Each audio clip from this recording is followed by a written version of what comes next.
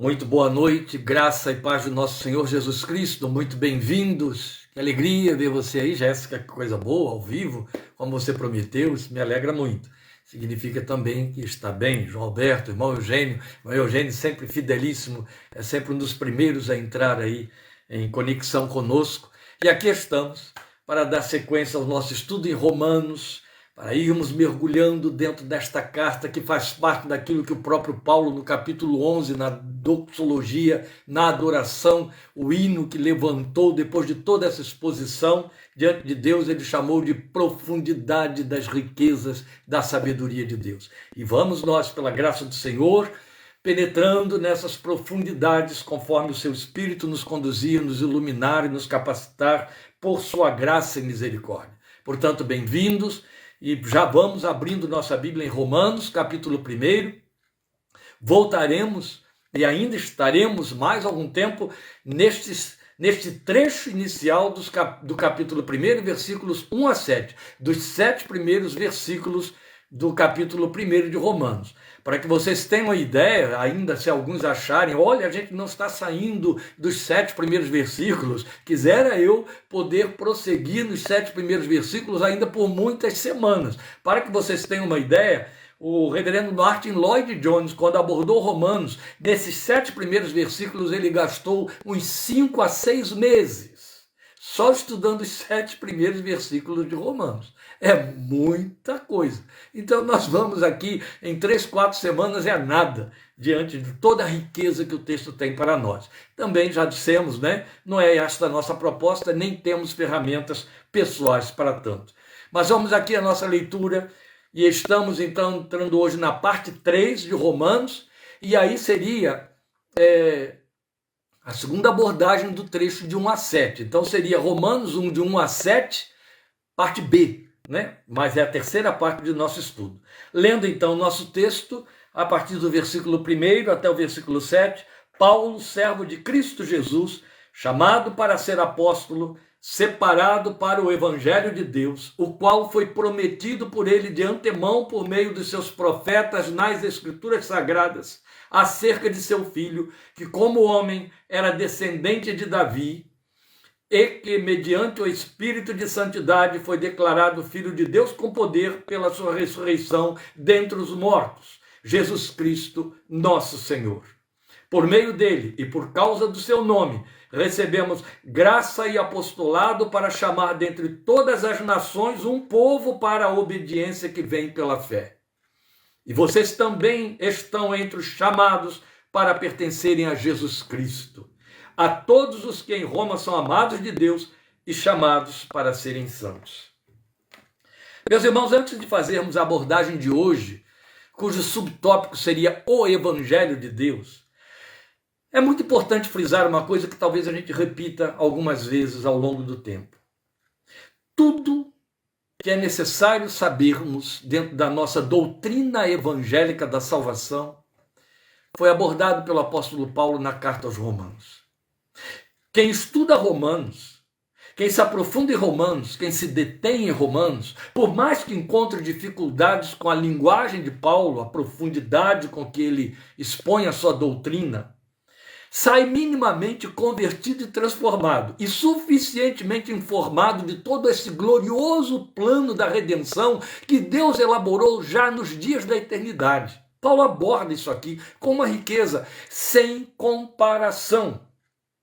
De maneira que, à medida em que você for avançando no estudo da carta, você vai crescendo no conhecimento e na graça do Senhor Jesus, como Pedro recomendou, inevitavelmente, a não ser que esteja desperdiçando tempo por desatenção, permitindo entropias, descuidos, gente que atravessa, interrompe, vai ouvir, fala. Se você separa esse tempo e exclusivamente se detém nesse tempo de estudo, com atenção acurada, você aprende.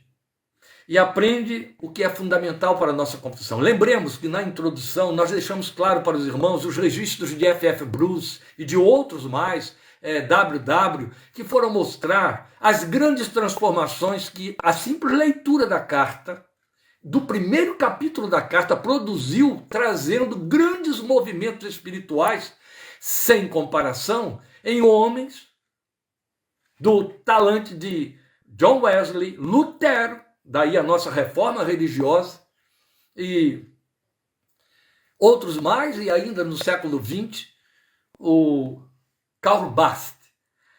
De maneira que, começando por Agostinho, de maneira que nós estamos diante de um texto de uma riqueza insuperável. Louvamos a Deus pelos que estão atentos, até quem está na estrada em viagem está aí em conexão conosco, que Deus os guarde e os proteja, porque estão ouvindo o estudo enquanto viajam, para não perderem a oportunidade de recebê-lo ao vivo.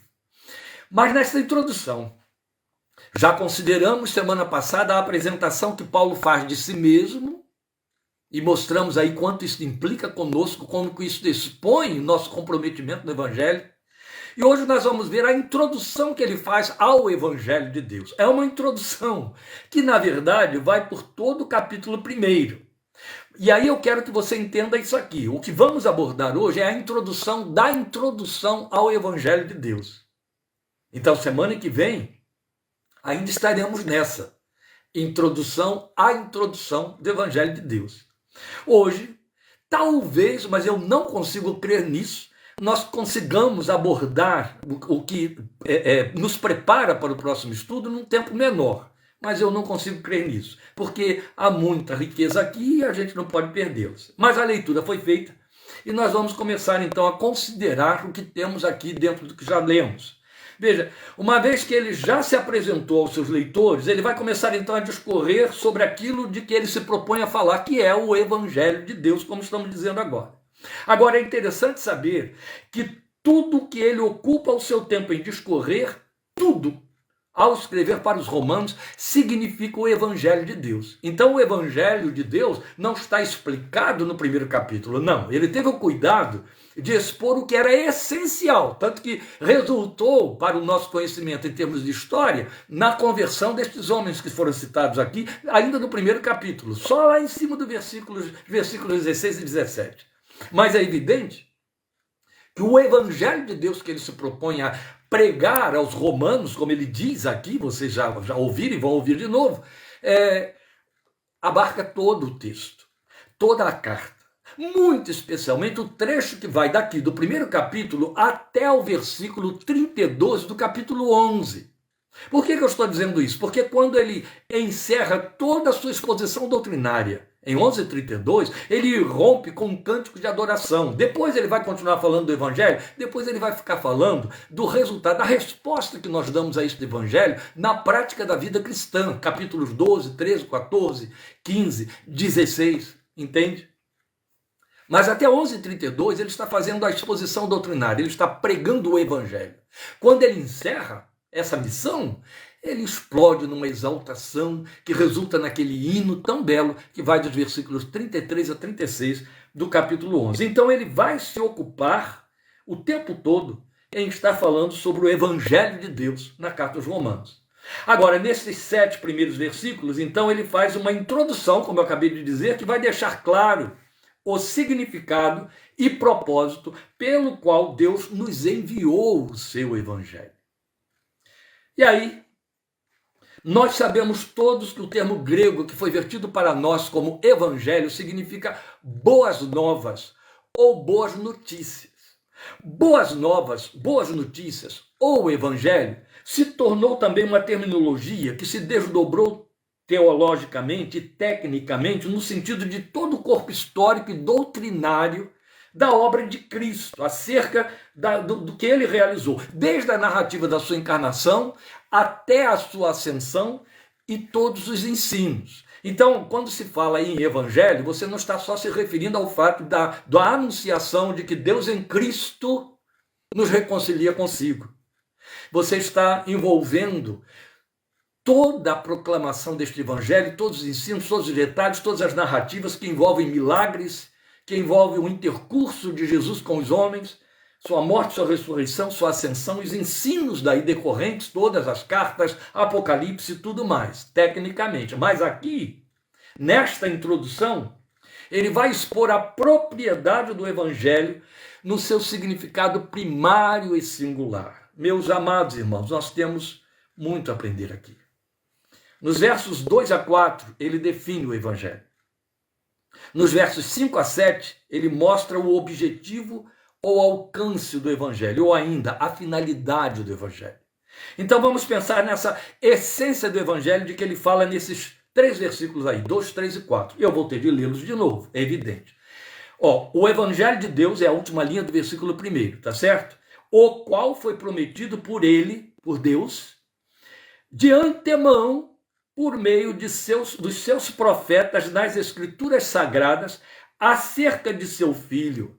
Quer dizer, qual é o assunto do evangelho? Acerca de seu filho, que como homem era descendente de Davi, filho do homem. Jesus dizia isso. E que mediante o Espírito de santidade foi declarado filho de Deus com poder, pela sua ressurreição dentre os mortos, Jesus Cristo, nosso Senhor. Esse é o trecho que fala da essência do evangelho. Esta é a essência do evangelho que Paulo está expondo para nós, nesses 3 versículos que estão aí. Então ele começa pela informação de que se trata do evangelho de Deus. Volte lá à última linha do versículo 1. O evangelho de Deus, separado para o evangelho de Deus. Esse é o título que ele dá. Separado para as boas novas de Deus, a boa notícia de Deus. Por isso que eu estou dizendo que é uma abordagem primária. Não está pegando aqui todo o cômputo do ensino da revelação. Então veja, ele está trazendo para mim e para você essa informação que é muito significativa. Trata-se do evangelho de Deus. Isto dá propriedade a toda a razão do evangelho, como significando que Deus anuncia o que ele fez. Grave isso, meus amados, porque parece coisa, sabe, parece chover no molhado, parece ser uma coisa pensada e repensada, mais do que conhecida, que já passa batida, mas não é não. Há uma profundidade de conhecimento aqui nesta revelação, porque é uma revelação que vai além do entendimento da grande maioria. Porque quando ele diz o evangelho de Deus, ele está dizendo exatamente isso para mim e para você.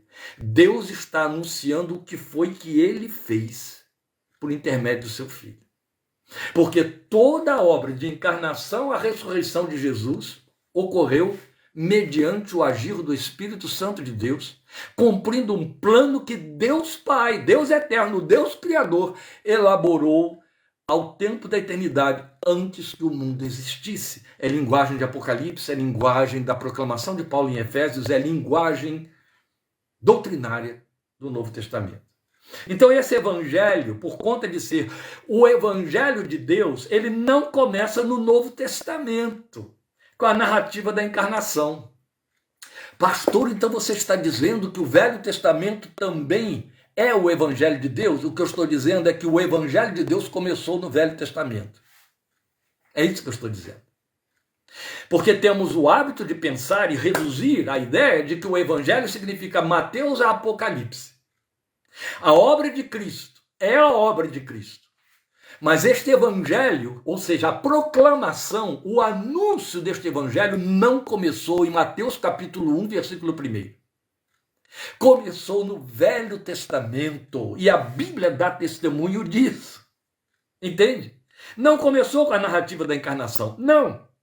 Ele já vinha sendo anunciado séculos antes, é exatamente o que o apóstolo diz assim, no versículo 2, o qual foi prometido por ele de antemão por meio de seus profetas, nas Escrituras Sagradas. Paulo está se referindo ao Velho Testamento. Ele está dizendo, o Evangelho foi prometido por Deus e anunciado pelos profetas lá no Velho Testamento. Opa!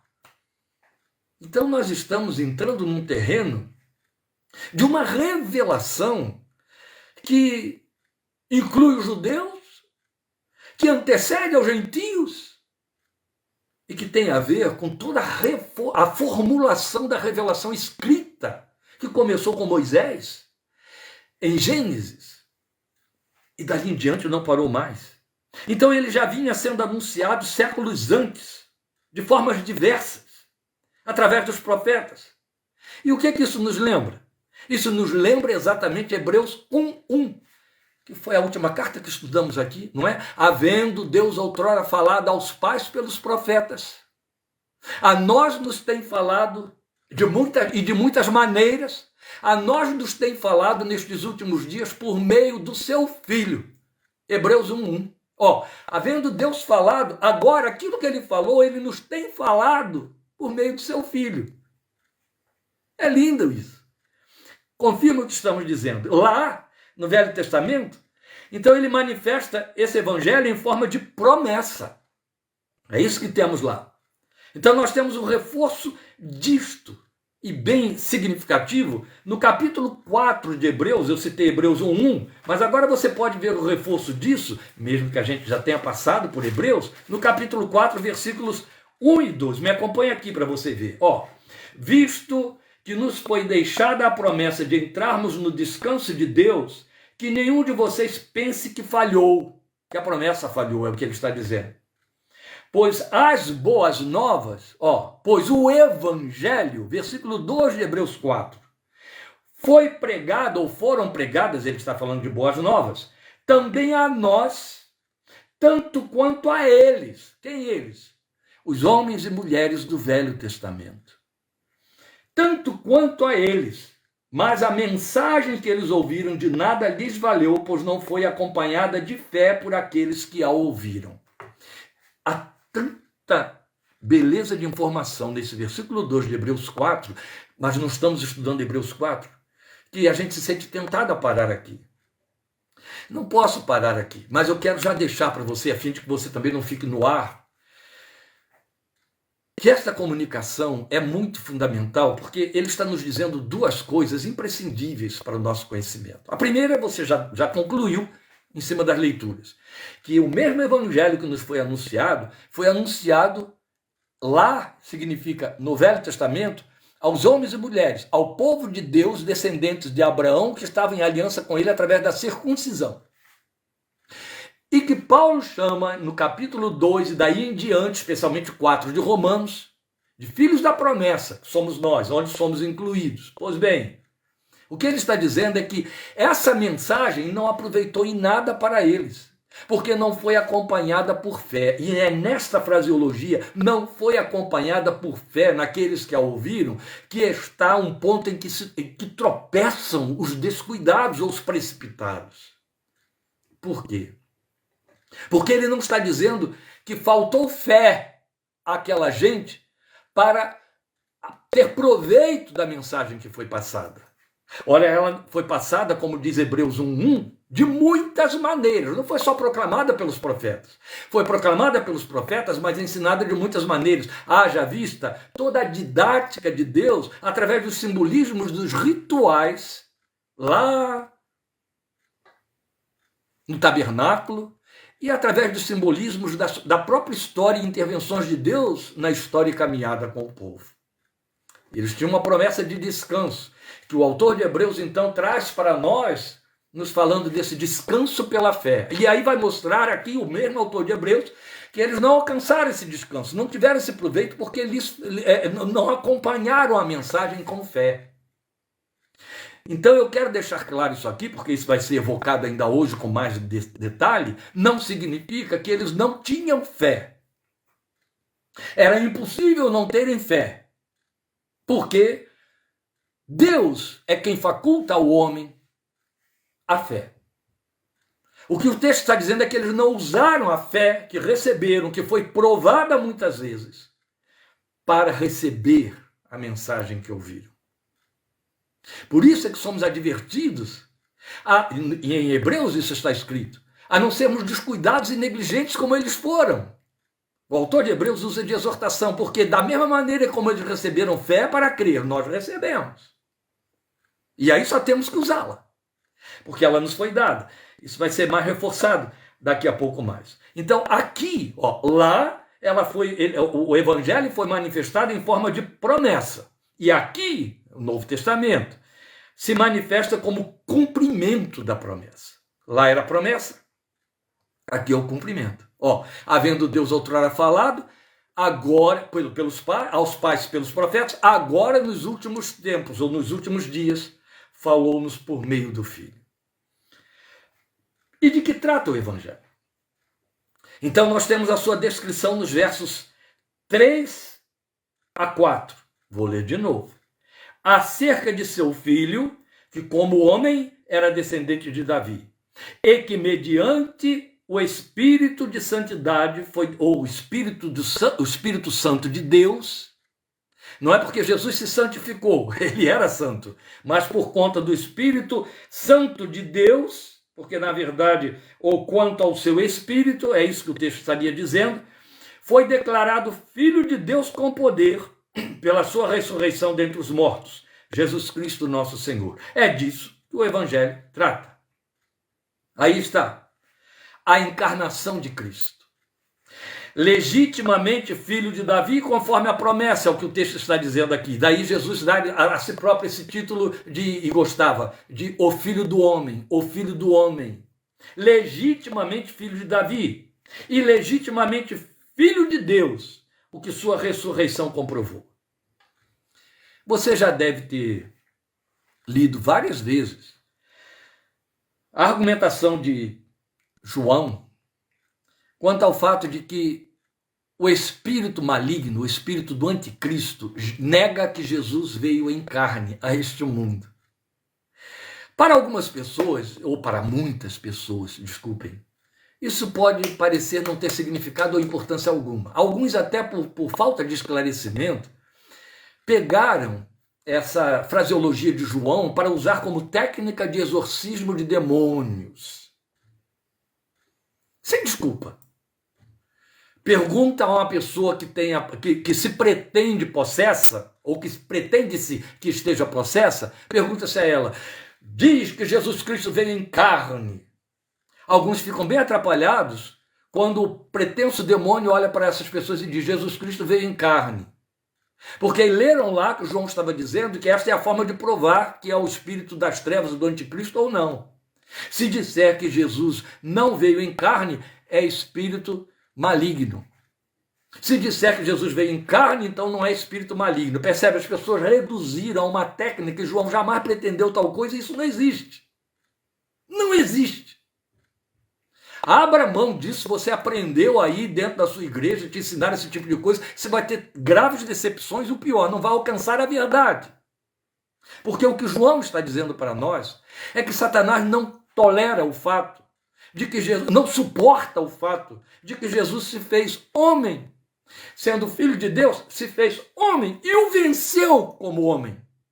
E o derrotou, e derrotou a morte, tirou o poder da morte da sua mão como homem ao morrer na cruz.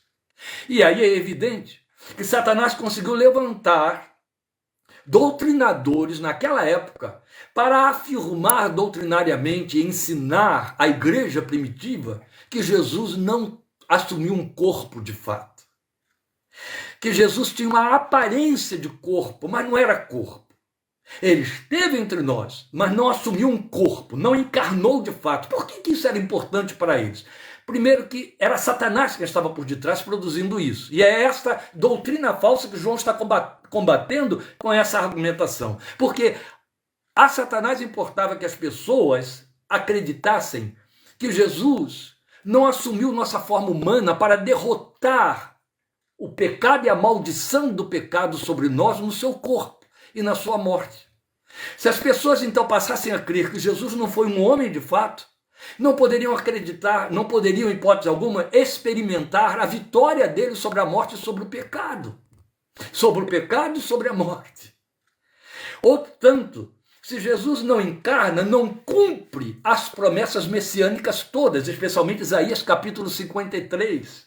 Levou sobre si os nossos pecados, levou o nosso pecado cravando-o na cruz, tomou sobre o seu corpo e sobre si a maldição que era nossa. Tudo isso cairia por terra e Satanás não podia, não pode, não quer que as pessoas alcancem esta verdade. É isso que João está combatendo ali.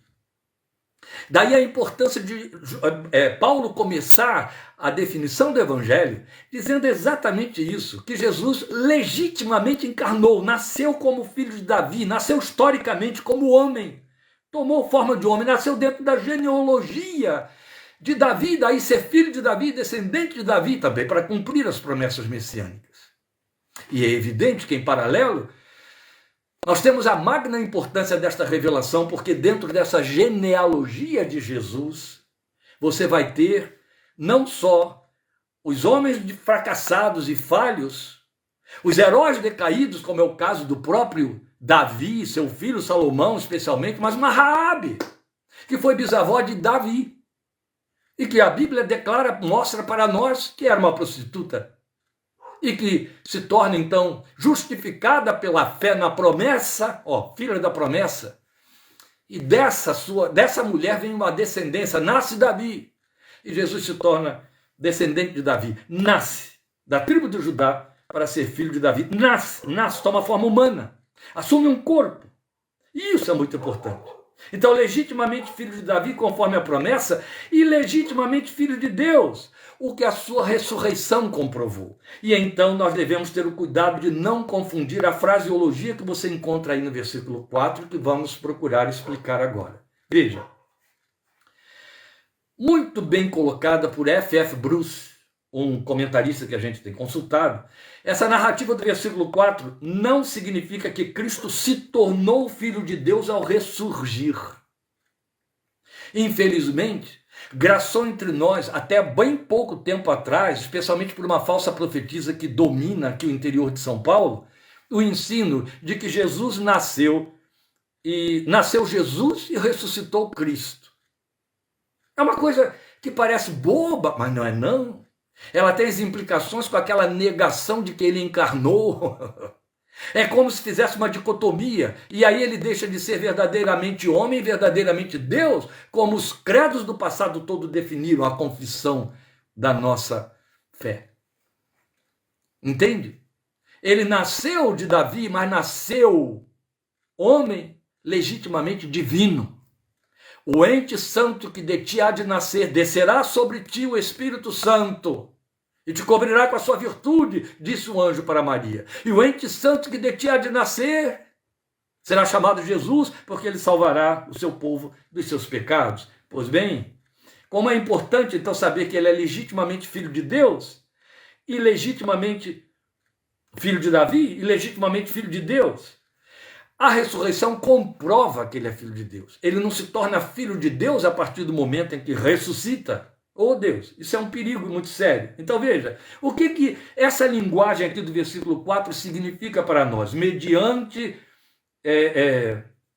o Espírito de Santidade, não, tem que ser desde o 3. Acerca de seu filho que como homem era descendente de Davi, como homem, descendente de Davi. E mediante o Espírito, ou seja, como Deus, seria isso. Declarado filho de Deus com poder, uma vez que ressuscitou dentre os mortos, Jesus Cristo nosso Senhor. Seria esta a colocação para tornar a ideia mais clara da comunicação da doutrina ou do ensino para nós. Então, o que isso vai significar em últimas palavras? Verdadeiramente homem, ou seja, filho de Davi, descendente de Davi, significa que se manifestou, Filipenses 2, se manifestou em fraqueza e humildade num corpo de homem, conforme a descrição profética de Isaías 53. Experimentado no trabalho, homem de dores, que sabia o que era padecer. Olhando para ele, nenhuma beleza víamos para que o desejássemos. Verdadeiramente homem, o servo do Senhor. Pois bem, como descendente de Davi, então, ou como homem, se manifestou em fraqueza e humildade. Filipenses 2. Não teve por usurpação o ser igual a Deus, o fato de que era igual a Deus, legitimamente Deus, mas tomou sobre si a forma humana e, achado na forma de homem, ocupou o lugar de servo. E como servo, foi levado até a morte, e morte de cruz. É tudo que você tem ali em Filipenses 2, explicando isso que nós temos aqui. Fraqueza e humildade num corpo de homem, ou corpo de abatimento, ou corpo de dores, conforme essa descrição de Isaías 53, onde subsistia como o Filho de Deus envolto em fraqueza humana. Em outras palavras, era como se o corpo fosse uma capa. Ele estava encapado pelo corpo da encarnação. É isso. O verbo que se fez carne, não é o que você lê na introdução do Evangelho de João? E o verbo se fez carne e habitou entre nós. Uma vez entre nós, não deixou de ser verbo, porque se havia feito carne. Não, continuava sendo o verbo. Nasceu entre os homens como menino, mas nesse menino um filho nos foi dado. Percebe a linguagem, a diferença que existe no uso destas expressões e fraseologias, porque o Espírito de Deus é absolutamente correto. Isaías 9,6. O texto diz para nós que um menino nos nasceu, mas um filho se nos deu. Ele não nasceu filho, ele nasceu menino, mas no menino ele nos foi dado como filho, já o divino. O que Paulo está dizendo aqui para nós, nesses versículos 3 e 4, é que quando Jesus ressurge, ele é então demonstrado como o filho. Agora, a capa da humilhação caiu, o corpo fragilizado. Agora levanta-se o corpo que é primícias dos que dormem, semelhante ao qual seremos nós também pelo mesmo processo de ressurreição. Então, quando o texto diz para nós, foi declarado, isso significa que ele foi comprovado ou demonstrado como de fato era o Filho de Deus em poder, e se levanta da morte a quem venceu. A ressurreição, então, serviu para comprovar, para demonstrar quem de fato Jesus era, o Filho de Deus em poder. Encarna em fraqueza e ressuscita em poder. Entende? Encarna em fraqueza para ser legitimamente homem, senão a obra da redenção seria pífia, não aconteceria, ele não seria o Cordeiro de Deus que tira os pecados do mundo, ou o pecado do mundo. E ressuscita, e na ressurreição ele é comprovado, demonstrado. Por isso que o texto diz declarado, mas a linguagem, e ela textualmente significa isso, aponta para demonstrado Filho de Deus em poder, o oposto da fraqueza da encarnação. Então ele encarna frágil, bebezinho, que de fato tem que ter fraldas trocadas, tem que ser amamentado pela mãe, suportado no colo, ensinado a andar, mas ressuscita, homem feito, quebrados os grilhões da morte, como o Filho de Deus que a ressurreição demonstra, venceu a morte. E tem todo o poder. Glória a Deus. Então a ressurreição não fez de Jesus Deus. Ele ressuscita porque era Deus. Amém? Fixa isso aí. Porque é fundamental para a minha confissão e a sua, meu amado, minha amada. Jesus não se tornou Deus porque ressuscitou. Jesus ressuscitou porque era Deus. Aleluia. Esta é a verdade do Evangelho.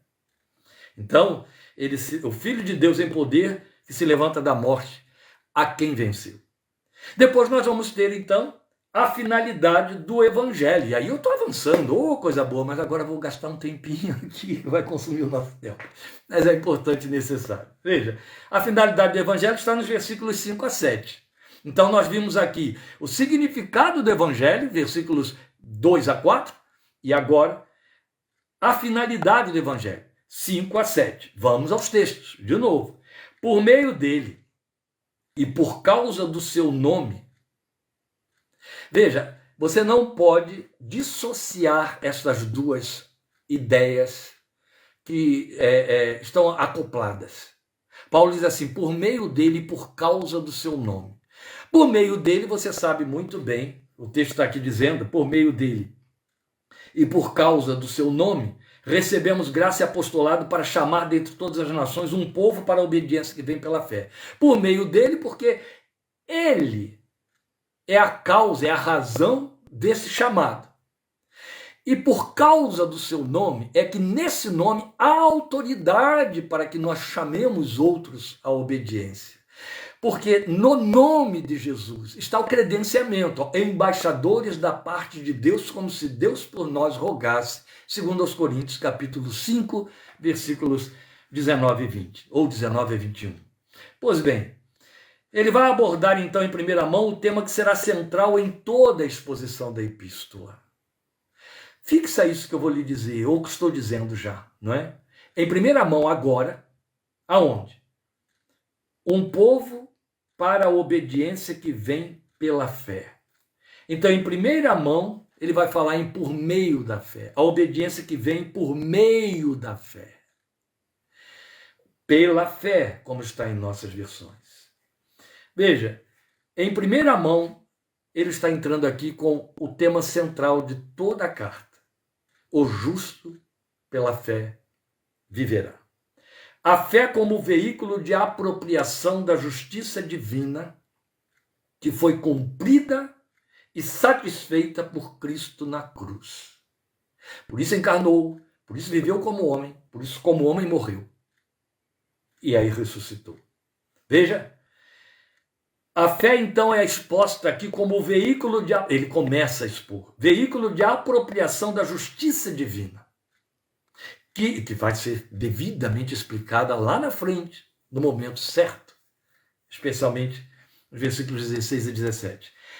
Justiça que foi cumprida e satisfeita por Cristo na cruz, que restaura o ser humano à comunhão com Deus, o que habilita esse ser humano a se apropriar do favor divino. O que habilita o ser humano a se apropriar do favor divino? A fé. É disso que ele está falando. Recebemos apostolado, graça e apostolado, para chamar dentre todas as nações um povo para a obediência pela fé. A obediência que acontece por meio da fé. Então, a fé vai produzir a obediência, ou a obediência vai atender à fé para nos apropriarmos da obra que Deus realizou através de Cristo, da justiça que Jesus nos garantiu, tomando a ira que essa justiça impunha sobre os pecados dos homens, sobre si, como Cordeiro de Deus. Então nós não podemos, por conta desta argumentação, não podemos, nem devemos entender essa fé como recurso inerente ao ser humano. Aqui está um ponto de divergência de grave comprometimento, divisor de águas na confissão cristã em todos os séculos e ainda pedra de tropeço, meus queridos, mesmo entre os evangélicos da nossa geração, apesar de tantos credos que já foram levantados e apesar de 12.000 anos de ensino do evangelho, ainda há quem tropece nesta verdade, e isso é muito sério. Mas então é importante demais que eu pise e repise esta informação que acabei de dizer para os irmãos. Não podemos, nem devemos entender essa fé de que o texto fala como recurso inerente a nós, ao ser humano, como se fosse possível nós mesmos produzi-la. Vamos lembrar de Efésios 2:8? O texto-chave, a coluna dorsal da nossa confissão protestante, que é o sustentáculo da reforma protestante, que nos leva a ser evangélicos e não ter nem confessar e nem partilhar da confissão da igreja medieval, que diz Efésios 2:8. Quantas vezes teremos de ir a Efésios por conta disso? Você sabe, nenhum cristão evangélico de honra pode desconhecer esse texto. Do contrário, está mal resolvida a sua confissão. Pois somos salvos, pois vocês são salvos, ele diz aí, Efésios 2:8. Pois vocês são salvos pela graça, por meio da fé, sua versão diz, mediante a fé. E isto não vem de vocês, é dom de Deus. Aí entra no versículo 9. Não vem de obras, para que ninguém se glorie. Meus amados, Efésios 2:8 e 9 é o fundamento da nossa confissão. Pela graça sois salvos, mediante a fé, ou por meio da fé. E isto não vem de vós, vem de Deus, não vem de obras, para que ninguém se glorie. As pessoas leem isso e ficam só com duas expressões no entendimento, graça e obras. Ou a obra se opõe à graça. Eu sou salvo pela graça, então eu não preciso de realizar obras, e obras que eu realize não me salvam. Isso é uma verdade. Que obras que eu realize para a salvação não me salvam. Eu sou salvo pela graça e não por obras. Não importa que tipo de obras. Nenhuma obra, por mais piedosa que seja, vai acrescentar 1/1000 de infinito de possibilidade ou de mérito para a minha salvação. O texto diz, pela graça sois salvos, mediante ou por meio da fé. O que o texto está dizendo? Mediante ou por meio de significa. A fé é o veículo pelo qual eu tomo posse da oferta, o que é a graça. Muito bem definida por o Yersby, o WW, que a gente citou tantas vezes no estudo de Hebreus e outras cartas mais, trago de novo aqui a luz para você. Ele faz um dístico que é tão bonito, né? E é tão verdadeiro, tão perfeito. Ele diz assim: graça e misericórdia. Na misericórdia de Deus, nós não recebemos aquilo. Na misericórdia de Deus, nós recebemos aquilo que não merecemos. Mas, pela graça de Deus, perdão, eu estou trocando aqui. Pela graça de Deus, nós recebemos o que não merecemos. E pela misericórdia de Deus, não recebemos o que merecemos. Percebe? Aquilo que eu mereço, como juízo de Deus, a misericórdia não me deixa receber. Aquilo que eu não mereço receber, a graça me faculta receber. E qual é o veículo para que eu receba o que essa graça e essa misericórdia me proporcionam? A graça aí como um desdobramento do significado da misericórdia e a misericórdia como desdobramento do significado da graça. A fé. Por meio da fé. Mas volte ao texto de Efésios 2:8. Pela graça vocês são salvos, mediante a fé, por meio da fé. E isto não vem de vocês, vem de Deus. Não vem das obras para que ninguém se glorie. Aqui, isto, um pronome que no grego, de onde ele saiu, onde Paulo escreveu, e no português, é neutro. Isto tanto pode definir o que é feminino quanto o que é masculino. É neutro. Por que o pronome usado foi neutro? Porque o pronome não estava se referindo nem à graça e nem à fé exclusivamente, mas ao conjunto.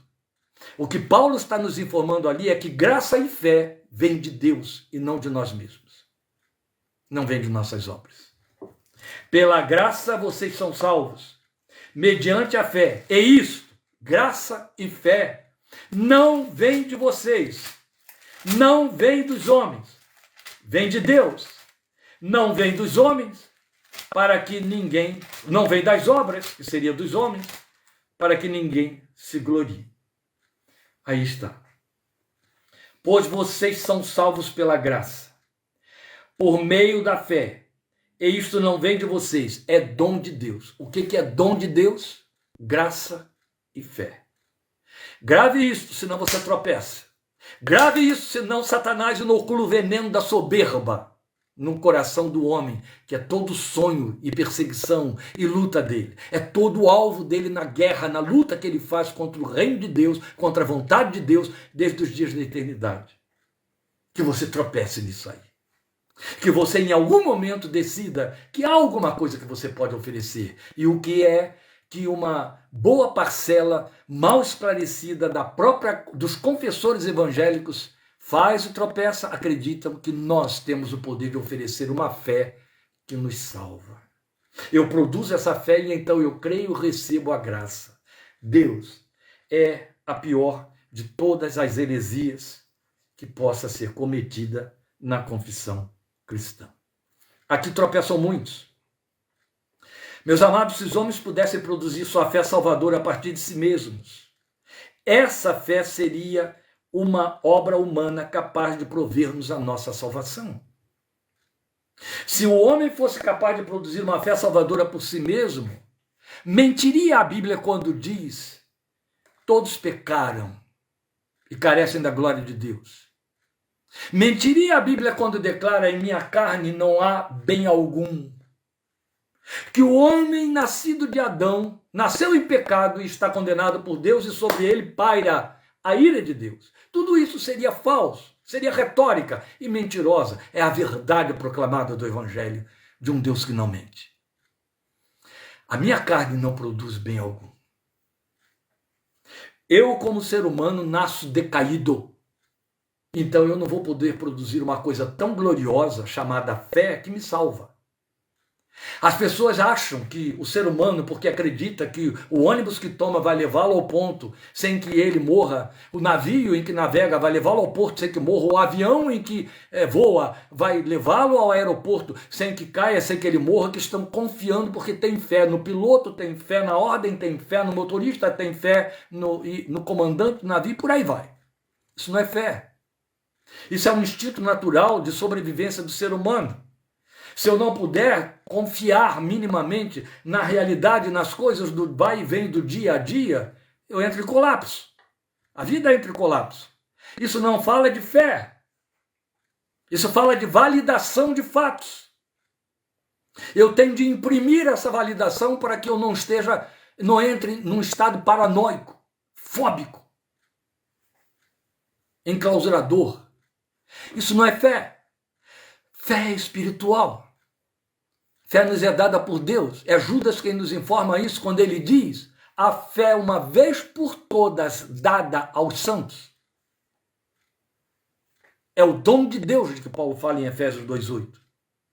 Fé é santa, fé é divina, não é humana. Se ela fosse humana, eu não precisaria da obra de Cristo na cruz. Isso é muito sério.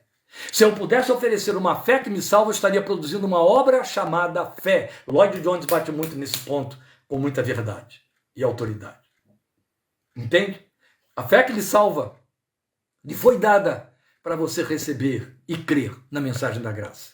Se você não usa essa fé, como aconteceu com os homens do Velho Testamento, em nada se aproveita o Evangelho para você. Então, em última instância, o meio para a nossa salvação estaria em nós mesmos e não em Deus ou da parte de Deus. É isso. Se eu pudesse produzir uma fé que me salva. Foi onde tropeçou Pelágio. Quem foi Pelágio? Pelágio foi um piedoso líder da igreja nos seus 4 primeiros séculos. Ele nasceu ali por volta do ano 300, metade do quarto século, 350 por aí, ou 340. Em 360, a época em que lá estava Agostinho, ele já era então um líder da igreja, já era um homem de profundo conhecimento, já estava muito escandalizado com as coisas que andavam acontecendo em Roma.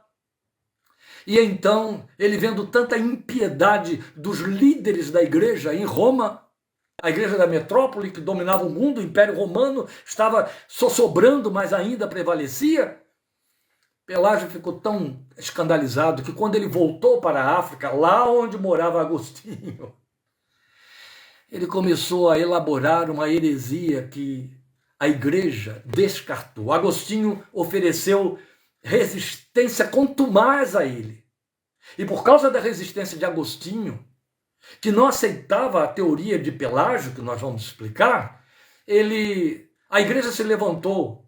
E em 2 instâncias, em épocas diferentes, em décadas diferentes, a igreja fez sínodos, a igreja fez concílios, em que declarou Pelágio a sua doutrina e seus seguidores hereges.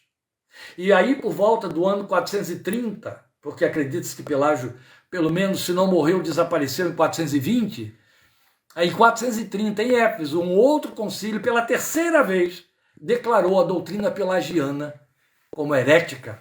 Então, a igreja da qual nós herdamos a nossa confissão não é pelagiana, não aceita a doutrina de Pelágio. Declarou Pelágio herege e a sua doutrina, o seu ensino herege. O que ensinava Pelágio? Pelágio dizia que o homem era inerentemente bom, que o homem não havia herdado a natureza decaída de Adão, porque o homem, sendo feito à imagem e semelhança de Deus, era suficientemente bom para saber escolher entre o mal e o bem, e sabendo escolher entre o mal e o bem, ele podia tanto decidir pelo bem quanto decidir pelo mal, e se uma vez decidido pelo mal ele quisesse reverter o processo e escolher o bem, ele escolheria o bem, e aí ao escolher o bem, ele aceitava a graça de Deus, ao dar lugar ao que há de bom dentro dele, ele então fica aberto para aceitar a graça de Deus e ser salvo. Mas da mesma maneira, com a mesma liberdade com que ele aceita a graça, por causa da bondade que lhe é inerente, a graça bondosa de Deus, ele pode rejeitá-la. Ele é livre na sua vontade, o nome é livre-arbítrio, livre para aceitar ou rejeitar. E quantas vezes ele rejeitar, quantas vezes ele perderá essa graça, quantas vezes ele voltar atrás e reconsiderar, quantas vezes ele vai ser coberto por essa graça. Ou seja, segundo Pelágio, a salvação começa e termina na vontade do homem.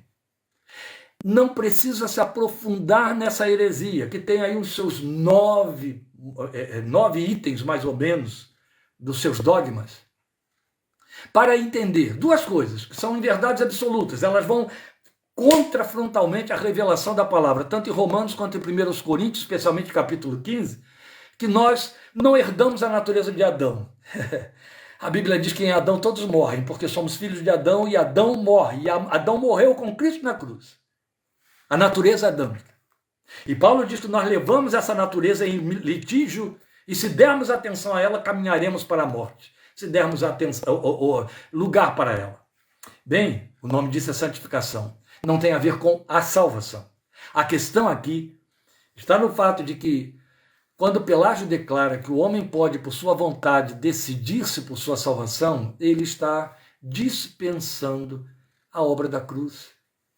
Ele não precisa que Jesus vá à cruz por ele. Jesus morreu por quem? Morreu pelos pecadores, mas os pecadores são bons, só são pecadores quando querem pecar. Se não quiserem pecar, não pecam. Eu vou te fazer uma pergunta frontalmente aqui, como se fosse Pelágio. Você não peca quando não quer pecar?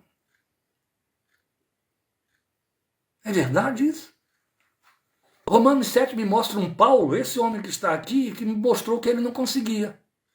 Você consegue não pecar porque decide não pecar porque não quer pecar? E você, outro tanto, peca porque decidiu pecar? Não precisou nem do diabo, então você não precisa nem do diabo para pecar e nem de Cristo para não pecar e ser salvo. Foi isso que Pelágio ensinou.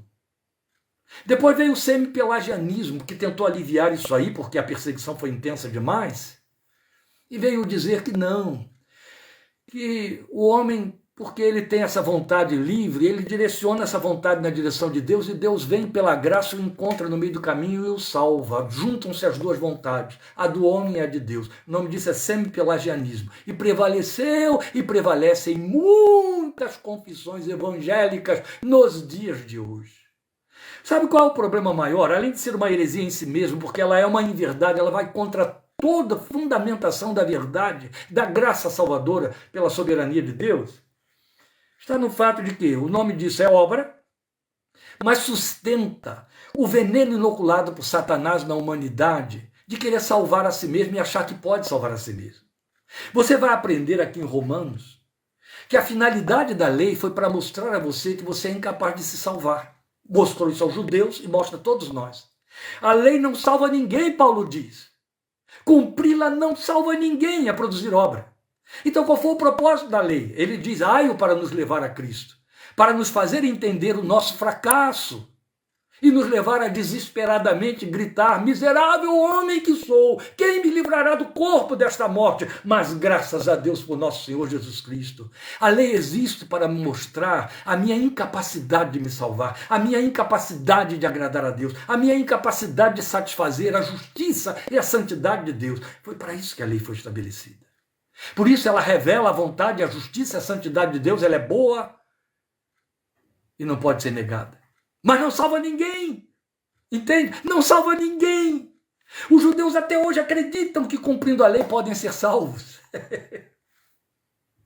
Nós vamos aprender isso detalhadamente aqui em Romanos, especialmente capítulo 3, meus amados irmãos.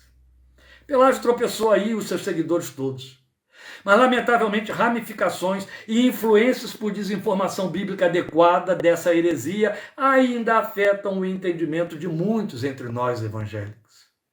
Há muita gente que acredita que pode produzir obras dignas de salvação, meritórias, e aí são ouvidos por Deus. Tem aqueles que fazem um semi-pelagianismo devocional, não vou nem dizer confessional, decididamente não confessam a teoria de Pelágio. Eles acreditam, não, eu sou salvo pela graça, foi obra de Deus, aleluia, amém, eu estou salvo.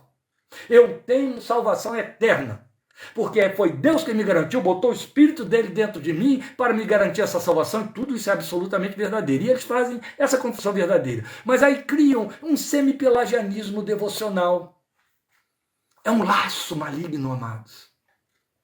Quando pretendem e oram, achando que podem oferecer a Deus coisas que os atraiam. Vocês sabem que os nossos amigos da confissão papista acreditam nisso.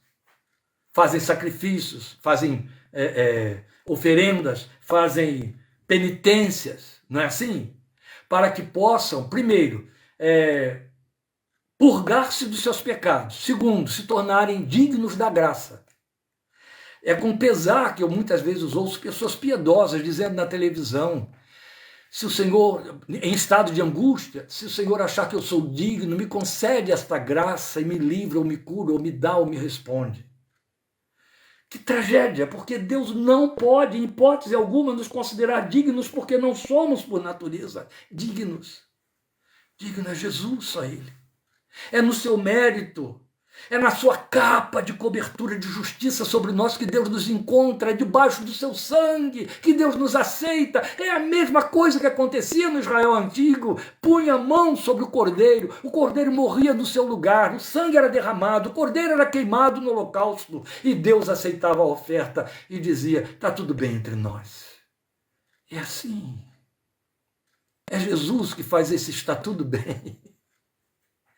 É Jesus que Romanos nos diz 2 vezes, fora outros lugares, que está intercedendo por nós diante do Pai. Lembram de Hebreus 7,25. E está lá a semelhança do que Paulo fez diante de Filemão por Onésimo. Recebe-o como a mim mesmo, recebe-a como a mim mesma. Eu paguei o preço, aleluia.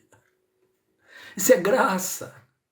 Em mim mesmo não há bem algum, eu não tenho mérito nenhum. Então não existe isso de que eu vou orar e aí eu vou produzir alguma coisa boa que agrade a Deus. Eu não posso orar a Deus quando eu sei que eu estou em pecado. Não, meu irmão, corre para orar quando estiver em pecado. Agora é a hora de orar. Peça misericórdia, peça perdão, peça purificação e ore. E nunca ore achando que Deus vai te ouvir porque você está bem com Ele. Bem com Ele estaremos para sempre, porque entre nós e Ele está Cristo Jesus, sua justiça e o seu sangue. Ele nos fez agradáveis a si no amado, Efésios 1,6. Aleluia! Ele nos fez agradáveis a si no amado. Glória a Deus! Glória a Deus! Você quer um exemplo disso? Bem, eu estou entre os poucos privilegiados que experimentam isso na pele, é aqui, né? Entre os poucos, entre os que aqui comigo estão hoje. Eu sou avô. Eu sou avô. Minhas filhas já cumpriram sua missão comigo. Estão casadas, elas constituíram outra família, outro lar. São minhas parentas. Não habitam mais debaixo do meu teto. Mas quando elas me trazem um netinho ou uma netinha, o meu coração se abre todo para elas, por causa desses filhos delas. Isso acontece com qualquer avô, qualquer avó. É uma festa, é uma alegria. A gente torna a ver aquele rostinho infantil daquela filha, daquele filho, aquela fala, o DNA está lá, os mesmos gestuais. Entende? Acende no coração o amor intenso por aquele filho, por aquela filha, porque aquela carinha, aquela coisa pequena que está ali, sem reserva, ecoa toda uma história, toda uma memória. Isso não quer dizer que filho que não nos oferece neto não seja amado. Eu estou dando uma ilustração aqui do que é agradáveis a nós no amado. Deus nos vê em Jesus, e porque Ele ama o seu filho, o Pai me amou, Jesus disse, Ele tem prazer em nós, porque estamos em Cristo. Por isso Ele botou o Espírito que dentro de nós e diz, Abba. Quando você ora, Deus ouve o sotaque do seu filho.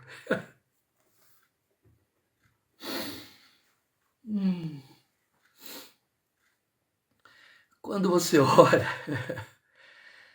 você ouve o sotaque do filho dele. Entende? Deus ouve o sotaque do filho dele. É isso. Eu não posso responder em caráter particular, João Alberto, mas outros estão lendo aí a sua pergunta. Neemias estava preso ainda aos méritos da lei.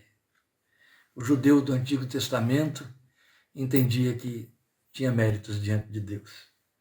Por isso precisaram da revelação. Então Neemias se entendia justo e atendido porque era justo. Mas ainda assim, no Velho Testamento, o justo é aquele que está do lado de Deus. É neste sentido, não no sentido de mérito. Então, neste sentido, o justo é sacerdote, o justo é intercessor. E neste sentido é que somos justos. Justo não significa que eu sou perfeito e que eu não peco ou não erro. Vamos aprender isso em breve, quando estivermos entrando lá nos versículos 16 e 17. Justo significa o que está coberto pela justiça, justificado do lado de Deus. Aleluia. Entende?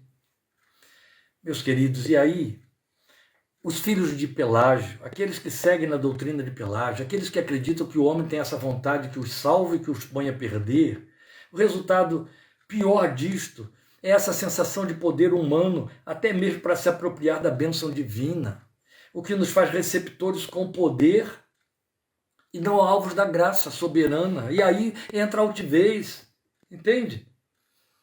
Entra privilégio, entra mérito. Isso não existe, em hipótese alguma. Se a natureza decaída do homem pudesse por si mesmo produzir uma fé que resulta em sua salvação, não haveria necessidade da obra redentora de Cristo, nem da graça que nos traz a fé, nem da habitação do Espírito Santo, nem da santificação da nossa vida diante de Deus. Mas vamos atentar para isso, e aí eu estou terminando. Veja, é maravilhosa a graça. Trata-se de um evangelho que tem origem em Deus. Foi isso que Paulo disse aqui, o evangelho de Deus. Tem origem em Deus, ou seja, no seu propósito e boa vontade. Vamos comigo, eu estou terminando. A Efésios, eu já passei da hora, eu não disse a vocês que eu não acreditava que eu fosse resumir. 1,5. Veja, Efésios 1,5, Paulo diz isso. Em amor, Deus nos predestinou para sermos adotados como filhos por meio de Jesus Cristo, conforme o bom propósito da sua vontade. Foi da vontade de Deus salvar os pecadores. Jesus disse isso: eu não vim chamar justos, mas vim chamar pecadores ao arrependimento.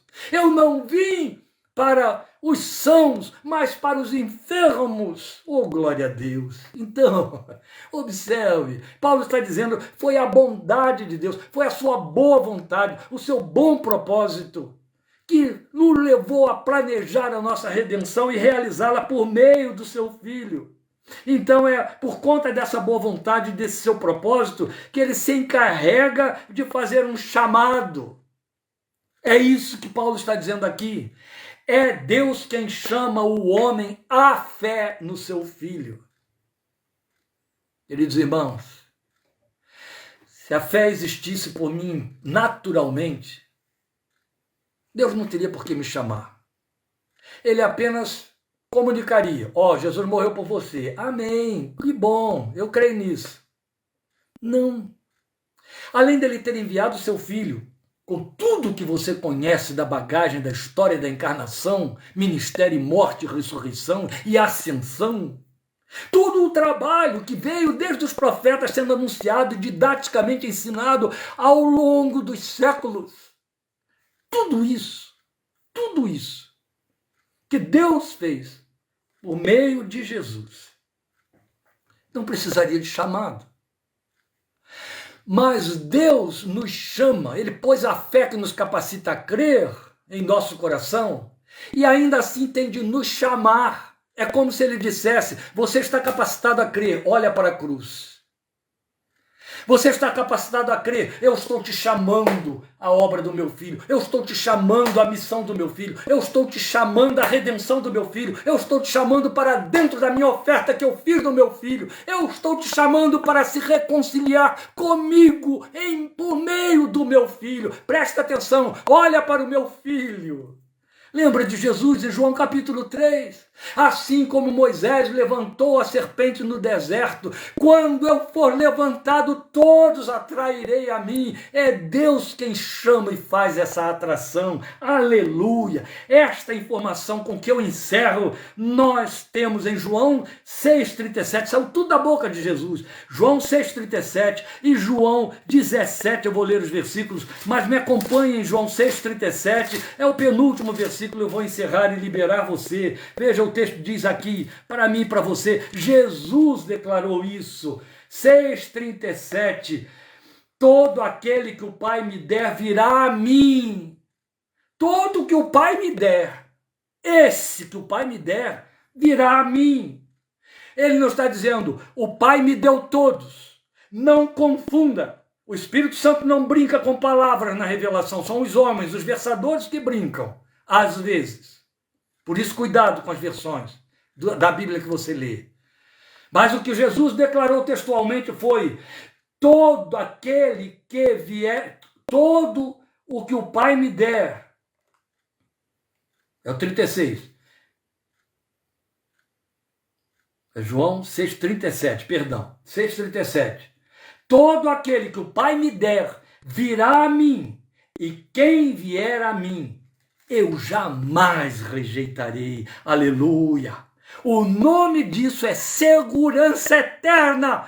Proclame isso em alta voz, abra sua janela, vá para o lado de fora, declare para as hostes, escandalize seus vizinhos e diga: eu estou salvo para sempre, eu estou seguro, porque isso é uma obra que aconteceu no coração de Deus, e Ele me elegeu, me chamou, e me garantiu, e me trouxe para o seu filho, e o seu filho diz: eu estou com você, eu te segurei, e ninguém mais te arrancará da minha mão. Veja o versículo 44 de João 6, ninguém pode vir a mim, se o Pai que me enviou não o atrair, e eu o ressuscitarei no último dia.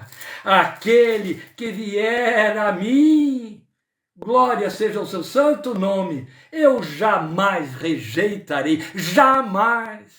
Ele não diz: mas se num dado momento ele desplugar, eu vou virar as costas para ele.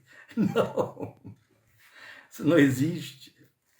Mas vamos encerrar com a gloriosa oração de Jesus em João 17. Eu sei que eu estou gritando nos seus ouvidos, mas isso é apaixonante. E se eu não puder ter paixão para pregar a palavra de Deus, eu serei amorfo. Então suporta meus gritos de entusiasmo e de alegria. Amém? Porque empolga minha alma. João 17:2, o Filho de Deus orou e declarou: pois deste ao Filho autoridade sobre toda a humanidade, para que conceda a vida eterna a todos os que lhe deste. Ou aqui nós temos um jogo de palavras muito sério, eu não posso entrar nesse ponto agora, isso é profundamente doutrinário. Mas o que ele está dizendo aqui para mim e para você, é que o Pai, ele está orando ao Pai dizendo: tu deste ao Filho, a ele, a autoridade sobre toda a humanidade, para que conceda o quê? A vida eterna a quem? A todos os que lhe deste. Toda a humanidade, e dentre a humanidade todos os que lhe deste. Curve-se e dê glória a Deus. Se você consegue crer, você está contando aí. Você está entre esses. E aí no versículo 6 da oração de João 17, ele vai dizer assim: eu revelei teu nome àqueles que do mundo me deste. Aos que do mundo me deste, eu revelei o teu nome. Eles eram teus, tu os deste a mim, e eles têm obedecido à tua palavra. Começamos tudo isso com Paulo dizendo no versículo 5 de Efésios capítulo 1, que recebeu graça e apostolado para chamar dentre todas as nações um povo para a obediência pela fé. Está aqui, é isso que Jesus estava dizendo para nós. E por último eu vou ler o versículo 24. Pai, quero que os que me deste, você percebe quantas vezes esse verbo está sendo repetido por ele? Os que me deste, aqueles que me deste, eram teus e me deste. Pai, quero que os que me deste estejam comigo onde eu estou e vejam a minha glória, a glória que me deste, porque me amaste antes da criação do mundo. Eu encerro levando você de volta a Romanos capítulo 1, e apenas lendo o que vamos abordar quinta-feira que vem, querendo Deus. O versículo 6, por onde já passamos, suavemente, na introdução de tudo. E vocês também estão entre os chamados para pertencerem a Jesus Cristo, aqueles que me deste para serem meus. Isso é bom demais. Vocês estão entre aqueles que foram chamados para pertencerem a Jesus Cristo. O Pai deu para sermos a sua propriedade peculiar. Glória a Deus. Em seguida, o argumento chamar dentre todas as nações. Palavra que significa os gentios, mas não exclui os judeus. As nações todas estão aí dentro deste chamado. Judeus e gentios. Como logo adiante isso vai ficar evidente. E então Paulo vai trazer o tríplice desdobramento ou implicação do chamado divino, como veremos logo no próximo estudo, quinta-feira que vem. Deus te abençoe. Chame outros para participarem deste estudo, seja com você, seja na casa deles, mas para que cresçam, para que corrijam a confissão, para que depurem tudo, para que encham o coração de adoração, para serem de fato e ocuparem de fato o lugar para o qual fomos chamados. Adorar ao Pai em espírito e em verdade, porque o Pai busca filhos que o adorem em espírito e em verdade, e só filhos podem adorar o Pai em espírito e em verdade. Obrigado pelo seu desejo, sua fome, sua sede da palavra de Deus. Obrigado por você abrir mão de tanta coisa para não abrir mão deste tempo de estudo glorioso, ou do estudo de um livro glorioso como Romanos, para a nossa fé. Deus te abençoe. Estejamos juntos domingo, 17h30, para o encerramento da nossa palestra sobre não dê lugar ao diabo, Efésios 4, 27. Domingo, 17h30, nossa última palestra nesse tema. Eu aguardo você com muita alegria e com muito prazer. O Senhor te abençoe, te guarde e faça essa palavra arder no seu coração ao longo destes dias. Grande abraço, em nome de Jesus. Amém.